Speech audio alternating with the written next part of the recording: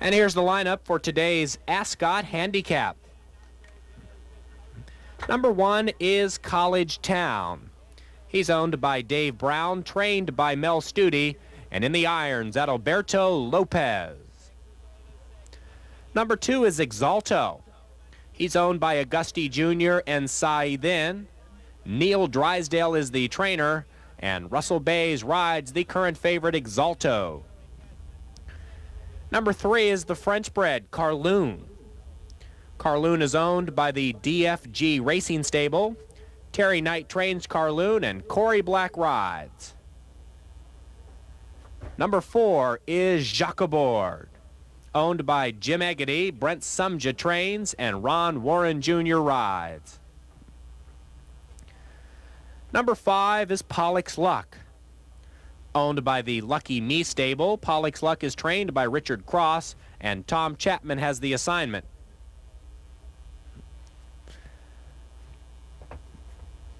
Number 6 is Alley Bally. Owned by Mr. and Mrs. Robert H. Walter, Jelena Pike is the trainer, and Rafael Meza rides Alley Bally. Number 7 is Concordial. Owned by the Juddmonte Farms, Bobby Frankel trains, and GF Almeida rides. And number 8 is Sharp Phase. He's owned by Marvin Malmuth. Ian Jory is the trainer, and Van Belvoir rides Sharp Phase. That's the lineup for the Grade 3 Ascot Handicap. They'll be at the post at 2:30. Moving into line for today's feature.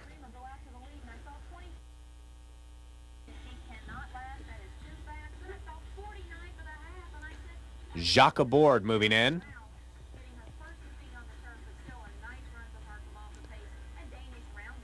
Next is Pollock's Luck.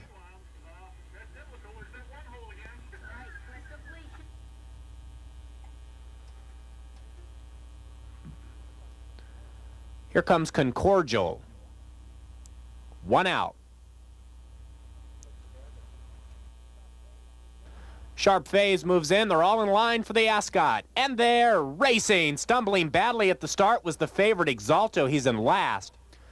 Pollock's Luck in the pink is showing pace. So too is Sharp Phase on the outside in the gray. Jockey is in third. Then we come back to Alley Bally and Carloon. College Town taking back. Concordial is second last under the wire for the first time. And Exalto is 10 from the front with less than 7 furlongs to go. And Pollock's Luck leads a long neck to Sharp Phase. Jockey is third. Carloon next to him. Alley Bally traveling wide. Concordial is ranked 5 lengths off the pace. Then it's a length more back to College Town. Exalto now 8 lengths from the front as they round and head for the backside. Pollock's Luck extends his strides and leads by a length. In second is Sharp Phase. Jockey, Carloon, and Alley Bally 3 across for the third spot. Then it's Concordial. Exalto's making an early move. Now Exalto is 4 off. He has the red cap. In last is College Town with less than a half mile to go in the Ascot. And Pollock's Luck has company in the name of Sharp Phase. Jockey, Carloon, and Alley Bally still battling for the third spot. Exalto primed on the outside, beginning to edge up. Concordial next. They're well bunched. College Town 7 from the front as they swing for home. And it's Sharp Phase and Pollock's Luck. Carloon blocked. Jockey losing ground. Then it's Alley Bally. Exalto on the outside, still 5 off. Sharp Phase, Pollock's Luck, Carloon, Exalto, any one of those. Pollock's Luck is game on the inside. Sharp Phase trying to fight back. Exalto has been beaten, and here's Carloon. But Pollock's Luck will win the Ascot under Tom Chapman. 3-way photo for the show and place.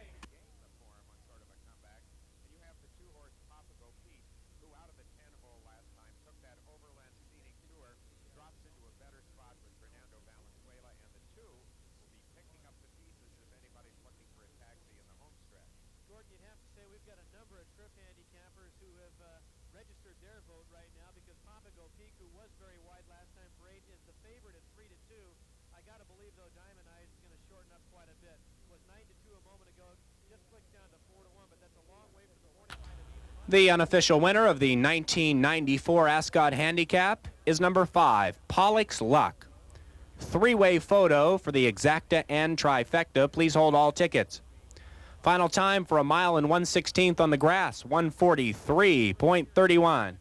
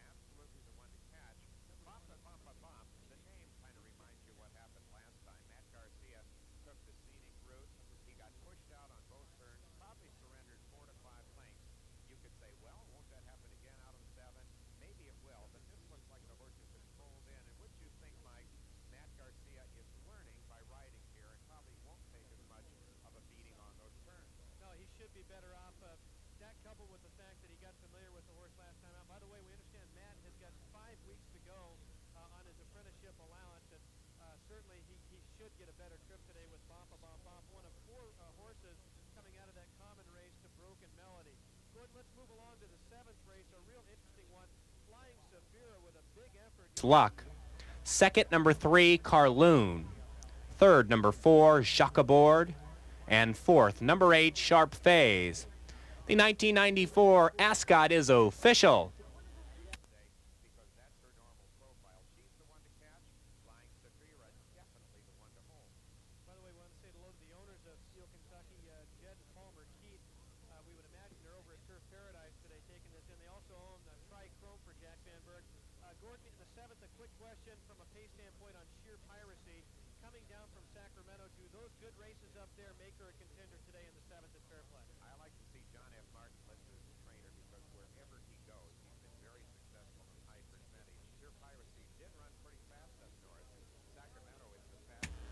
Now entering the winner's enclosure, the Ascot champion number 5, Pollock's Luck.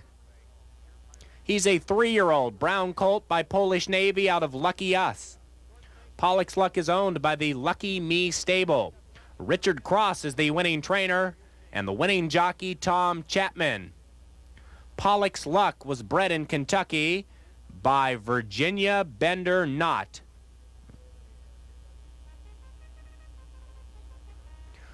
Ladies and gentlemen, directing your attention to the winner's circle, presenting the trophy to the winning connections of today's Ascot Handicap is the best trainer in the history of racing, Charlie Whittingham.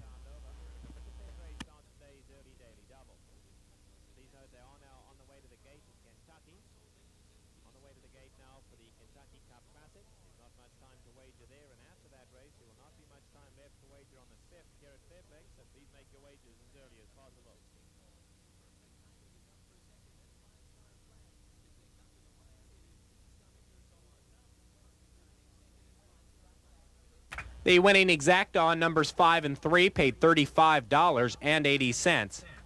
The trifecta on 5, 3, and 4 paid $266.60. And the pick 3 on races 1, 2, and 3 paid $182.40. Coming up momentarily in the winner's circle will be Intertrack commentator James Ough, and he'll have an interview with the victorious jockey Tom Chapman. That's coming up momentarily on the Bay Meadows Intertrack Network. Down with Tommy Chapman after the Ascot Handicap. Tommy, you sort of pulled the mask out. Seemed to relax real well for you. Number 4 is Comeback Hitter. Second start after a layoff. Paul Atkinson for Cliffside, 9-2. Number 5 is Savannah Bell. Joey Castro for Ruben Payon, 16-1. Source, when he went those opening fractions, did he seem to be going real slow to you? David Flores for Roger Stein, they're 3-1. And number 7 is Landon Blue. Makes a right around Claudio Castañon for Cesar Dominguez. 25-1, that's the field for the 5th. They'll be up to the gate for the 5th. Not necessarily, doesn't have to be a stakes winner or anything. Is there any horse that you're the most proud of? Well, I have had so many nice horses, it's pretty hard to make up some of them jealous if I talk. You sure have had a lot of nice horses in your career. You have to feel very fortunate. I think Sunday Silence was probably one of the greatest horses I had. You know, the most amazing thing to me about Sunday Silence was Easy Goer was the talk of the world and of the racing world, and you just went to the Kentucky Derby. You said, I think we'll beat him. We had the best horse. And then you went ahead and kept beating him. We just kept beating him. He was a little quicker horse, and so we could get the kick on him on every turn. You're still doing the job. You have to be pretty happy with Flawless Lee's performance recently. Yeah, she's so honest. Nearly anybody would have good luck with her. How much longer do you think you want to keep training? Until they say ashes to ashes and dust to dust. We think that's going to be a long time from now. Charlie Whittingham, congratulations. Thanks for coming by. Thank you very much. So let's go back and take a look at the replay. Ladies and gentlemen, Charlie Whittingham. The horses are moving on to the track for the 8th race, the Courtship Stakes for $50,000. Scratch number 6, Fair Value, and number 8, Lisa Mack. Stakes, 6 furlongs for 2-year-old fillies. Number 1 is Michaela Lisa. She's owned by Richard Sanders, trained by Fordell Fierce, and ridden by Ron Warren Jr. Number 2 is Just Plain Fancy, owned by Bickerstaff, Doolittle, Lebhers, and Woolsey. Jeff Bondy trains this filly, and Bobby Gonzalez rides. Number 3 is Athens Girl. She's owned by W.R. Hahn, ridden by Victor Miranda, and trained by C.A. Comiskey. Number 4 is Regal Ruthie. Owned by the King Arthur Farms, Robert W. Marshall is the trainer, and Russell Bays is in the saddle. Number 5 is Embroidered. Owned by Catherine Griffiths. Riley Griffiths is the trainer, and Vann Belvoir the jockey. Scratch number 6, Fair Value. Number 7 is Rougeleur. She is owned by Mr. and Mrs. Robert H. Walter. Jelena Pike is her trainer, and Paul Toscano the jockey. Rounding out the lineup, number 8, Lisa Mack. Owned by James Gidella and Janice Cosell. Leonard Shoemaker trains Lisa Mack, and the replacement jockey is Victor Espinoza. That's the lineup for the Courtship Stakes, 6 furlongs for $50,000.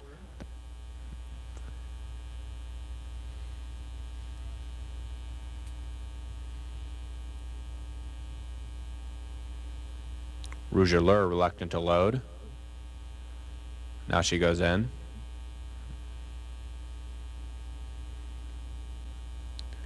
And Lisa Mack to complete the lineup. And they're racing.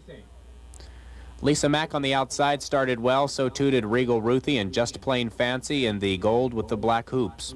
Moving up on the inside is Michaela Lisa. Embroidered is 5th, 2.5 off. Far outside, Rougeleur.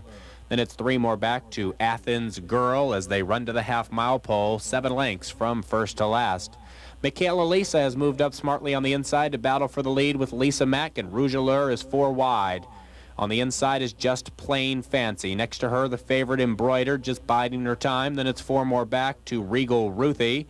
Another 2 to Athens Girl as they run to the top of the lane. And it is Lisa Mack, a half to Rougeleur. Embroidered now on the move on the outside in the blue cap, just a length off. Then it's Just Plain Fancy. Michaela Lisa has dropped out of it. Turning for home, Embroidered runs up alongside Rougeleur and Lisa Mack. Just Plain Fancy looking for somewhere to go. It is Embroidered battling with Rougeleur. Just Plain Fancy going to shift to the outside now. Lisa Mack on the inside. Embroidered and Lisa Mack driving to the wire together. Embroidered just a little too much class, and she wins it. Second is Rougeleur.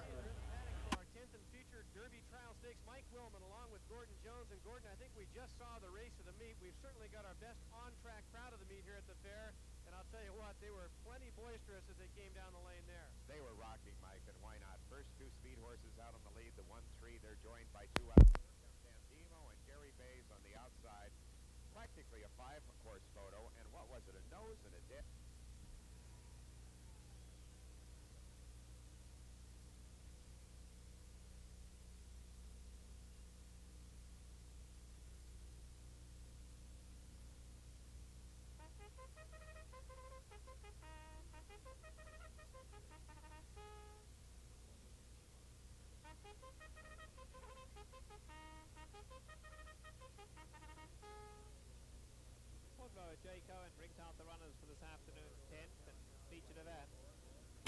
The complete order of finish now on the totalizator board. The winner, number 5, Embroidered. Second, number 7, Rouge Allure. Third, number 8, Lisa Mack. And fourth, number 2, Just Plain Fancy. That result is official.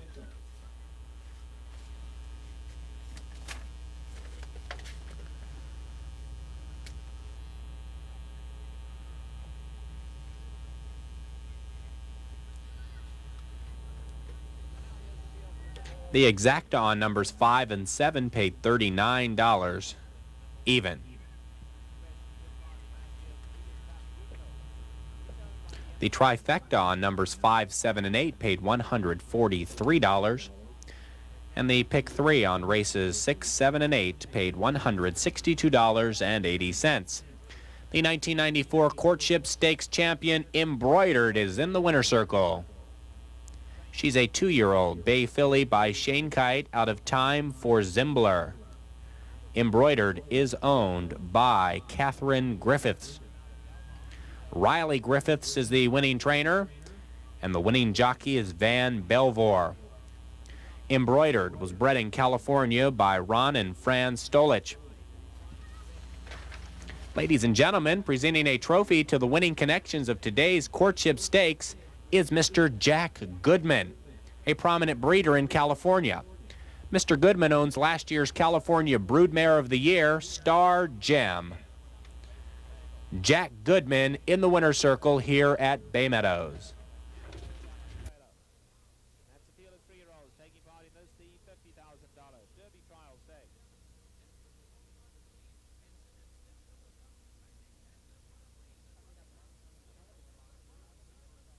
Coming up next on the television monitors will be Intertrack commentator James Ough with an interview of some of the winning connections of today's Courtship Stakes.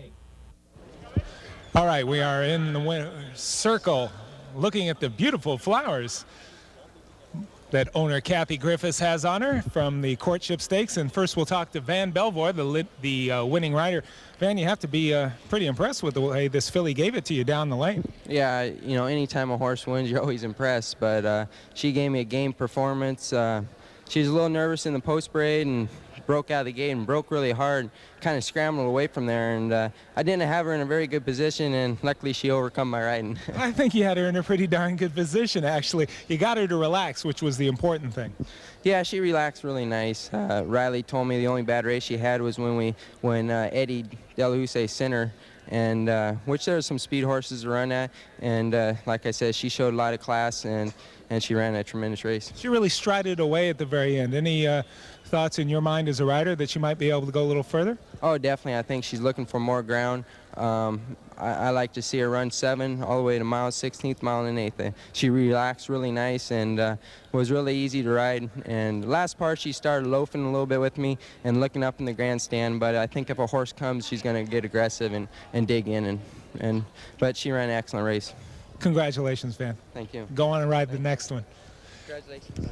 Riley Griffith, the move to Southern California, but it's nice to come back to North, especially if you can win one. We can win one. That's what we're after. Okay. Always fun, too, especially when they're owned by the home front.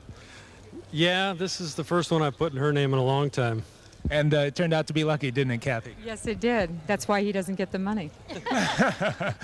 Riley, got to be thinking Cal Cup for her next. Once she got going in this race, she made pretty easy work of them. Yeah, that's kind of what we were after. I think she can run a little better than she ran today. She came in here Thursday, and we only jogged her once over the track.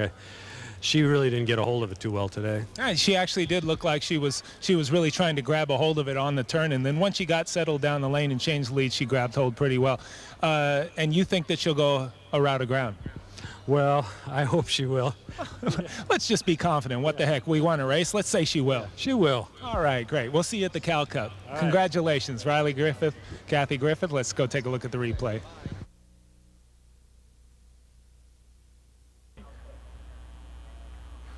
Number 1 is Poco's Day.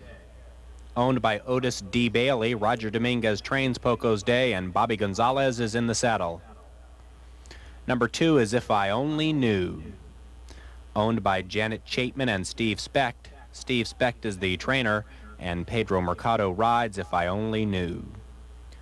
Number 3 is Desert Pirate, owned by the Hat Ranch, Bergner and Mullins. Mel Studi is the trainer, and Van Belvoir is in the saddle. Number 4 is My Own Castle. He is owned by the St. George's Farm. Chris Marsh trains My Own Castle, and Victor Espinoza is in the saddle. Number 5 is Mr. Luke. He is owned and trained by Lloyd Mason with Russell Bays riding.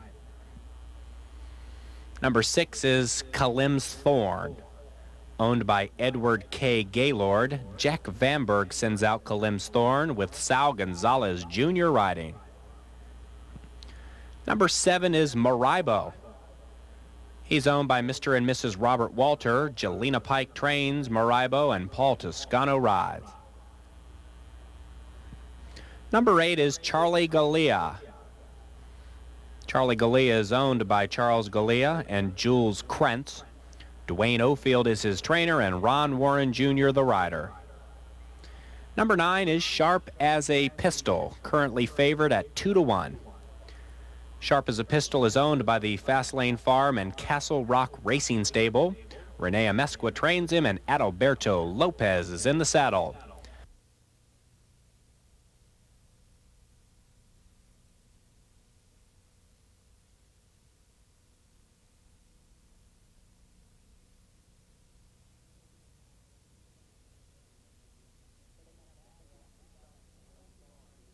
Taking up badly after the start was Kalim's Thorn, moves back to last.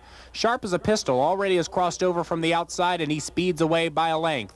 Moving up on the inside is Poco's Day. Poco's Day took up a bit there. My Own Castle next to him, and Charlie Galea moves into second now. Desert Pirate can't get the lead today. He's in fifth. Poco's Day having all kinds of trouble. In fact, Poco's Day might be pulled out of the race. Yes, he is. Poco's Day is out of the race. Mr. Luke is next. Then we come to Maraibo. Then it is 3 more back to If I Only Knew and Kalim's Thorn. 5/16 of a mile to go, and the leader is Sharp as a Pistol from Charlie Galea. Desert Pirate moves into third. Then it's Maraibo and My Own Castle. If I Only Knew, 8 from the front as they turn for home. And Charlie Galea and Sharp as a Pistol ding-donging on the lead. Charlie Galea to the outside puts his nose in front. Sharp as a Pistol appears to have no response. And Charlie Galea is sprinting away with Ron Warren Jr. Charlie Galea back on the block, drawing away to win the San Mateo Juvenile Stakes. Sharp as a Pistol holds on for second from Maraibo.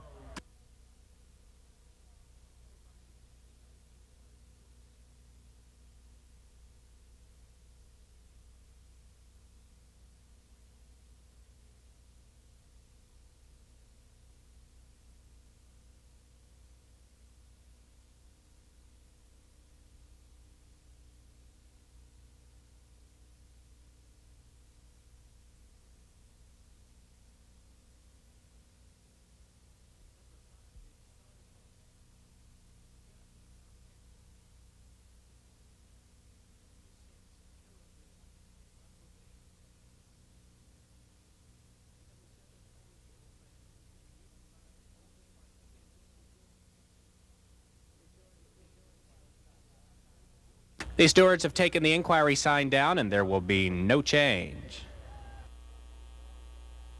In the winner's circle, Charlie Galea. He's a 2-year-old, bay gelding by Falstaff, out of Philomena's Lady. The winner is owned by Charles Galea and Jules Krentz. Duane Ough is the winning trainer, and Ron Warren Jr. the winning jockey. Charlie Galea was bred in California by his owner. Ladies and gentlemen, directing your attention to the winner's circle, presenting a trophy to the winning connections of today's San Mateo Juvenile Stakes is San Mateo mare Jerry Hill.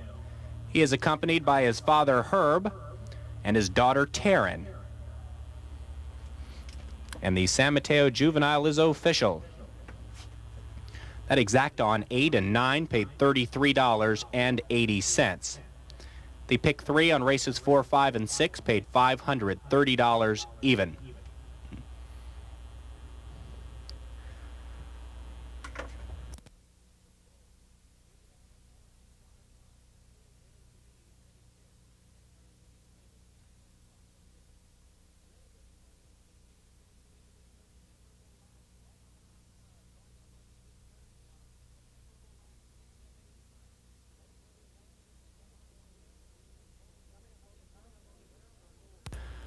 Coming up momentarily in the winner's circle will be Intertrack commentator James Ough, and he will have an interview with a member of the winning connections of today's San Mateo Juvenile Stakes.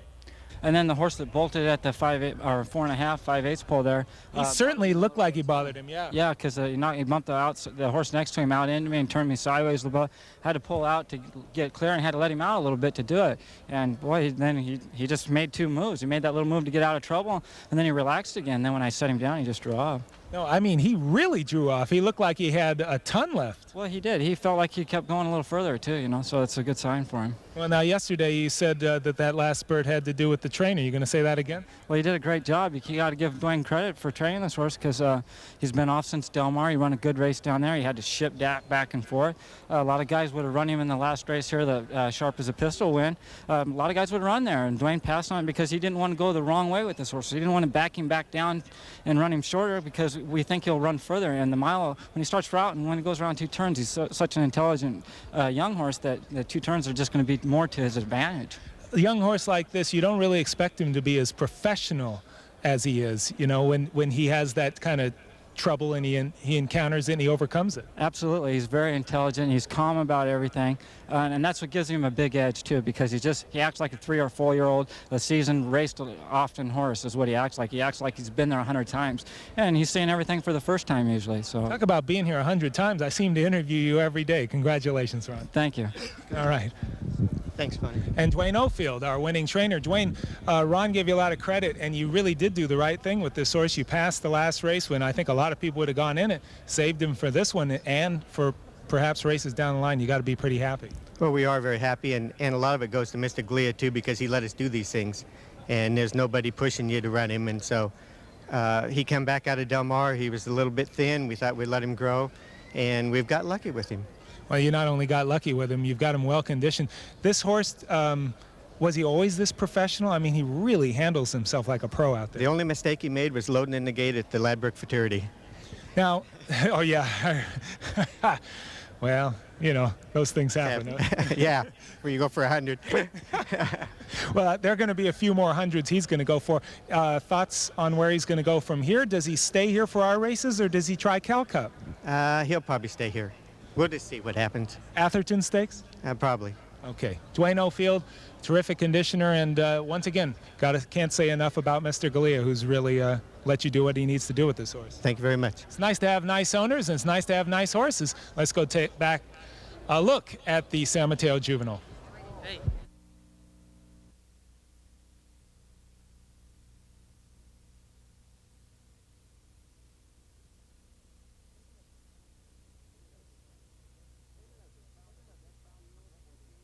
Bay Meadows is proud to present the field for the Harris Farms Handicap. Number 1 is Cluggy.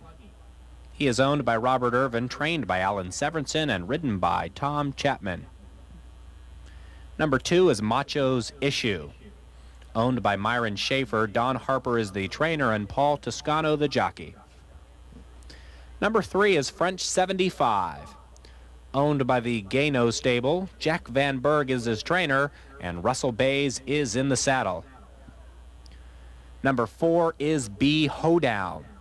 Owned by Tom Pergakis, Ricardo Perez trains B. Hoedown, and Adalberto Lopez rides. Number 5 is Saros Triumph. Saros Triumph is owned by A1A Racing and For the Boys stable. Steve Young is his trainer, Vann Belvoir the jockey. Number 6 is Lax Alame. Owned by Warren McGuire, Lax Alame is trained by Jose Silva and ridden by Gabriel Escalona. And number 7 is Thatcheneer. Owned by Mr. and Mrs. Robert H. Walter, Jelena Pike trains Thatcheneer and Rafael Meza rides. And that's the lineup for the $50,000 Harris Farms Handicap.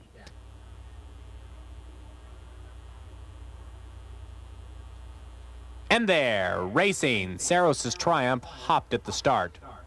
On the inside, Cluggy is showing pace with Macho's Issue next to him.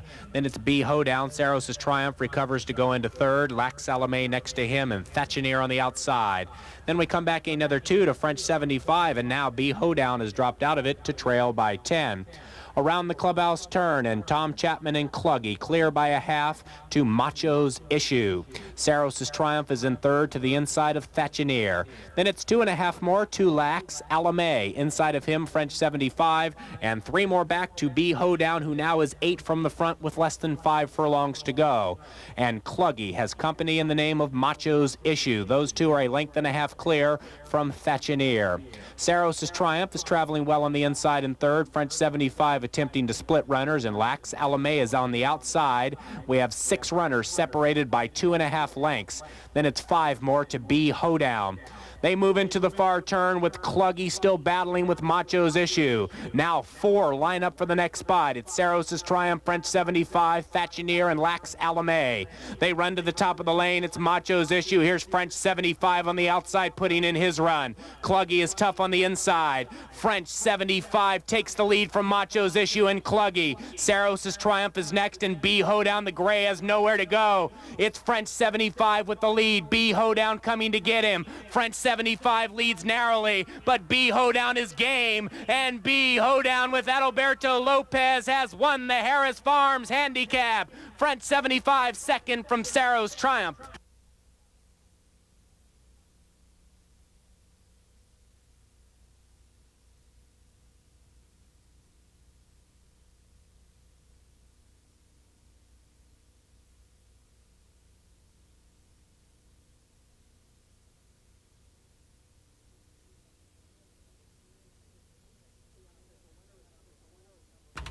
The unofficial winner is number 4, B. Hoedown. Photo for second and third. 1 mile on the grass, 137.55. And second place goes to French 75. Complete order of finish now on the totalizator board. The winner, number 4, B. Hoedown. Second, number 3, French 75. Third, number 5, Saros' Triumph. And fourth, number 1, Cluggy. In the winner's circle, the Harris Farms Handicap champion, number 4, B. Hoedown. He's a 5-year-old roan horse by Hoedown's Day out of Nellyby. B. Hoedown is owned by Thomas Pergakis. Ricardo Perez is the winning trainer, and Adalberto Lopez, the winning jockey. B. Hoedown was bred in California by Mr. and Mrs. Vann Rose. Ladies and gentlemen, directing your attention to the winner's circle, presenting a trophy to the winning connections of today's Harris Farms Handicap is Mr. John Harris.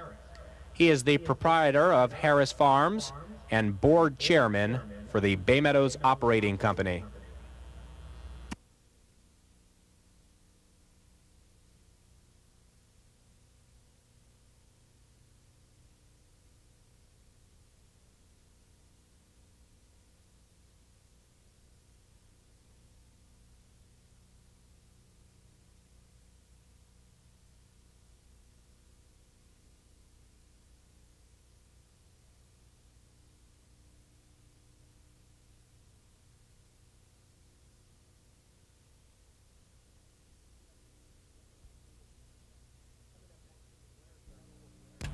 Coming up next in the winner's circle will be Intertrack commentator James Ough.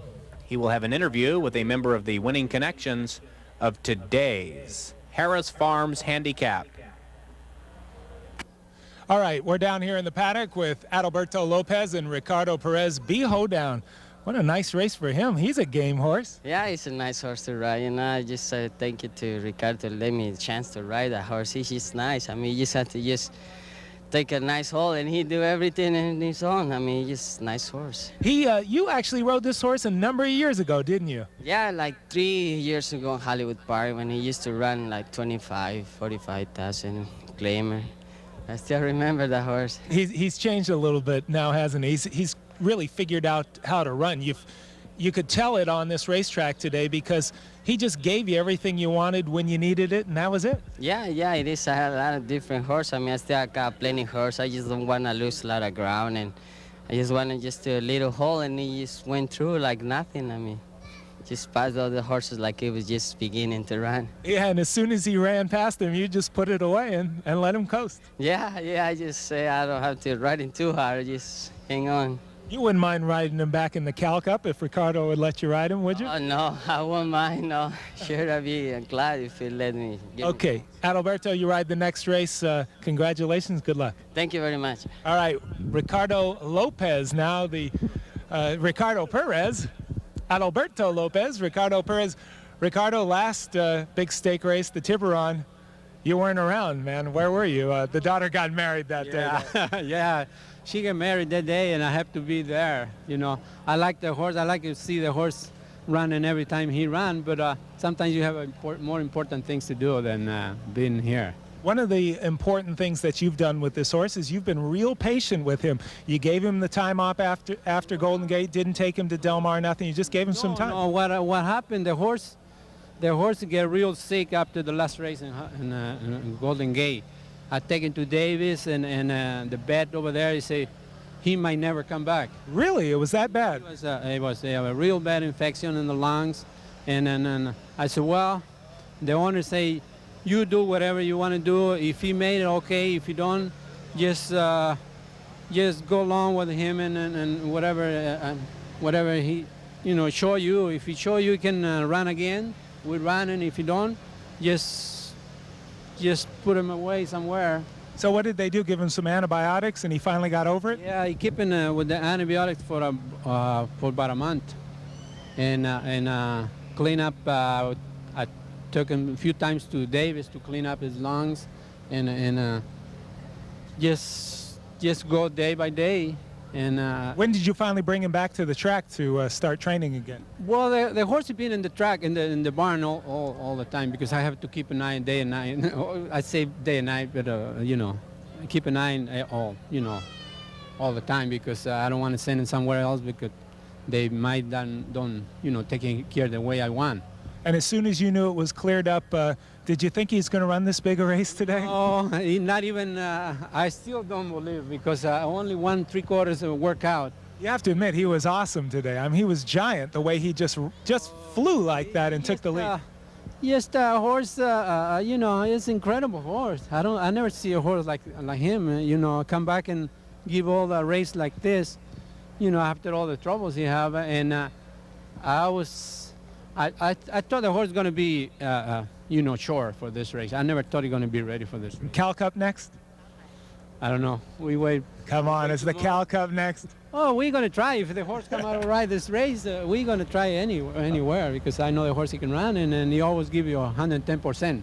Well, great training job. Congratulations to you. Good horse. That's what they made. Okay, let's go back and take a look at the replay. Thank you very much. Here is the pick 6 update.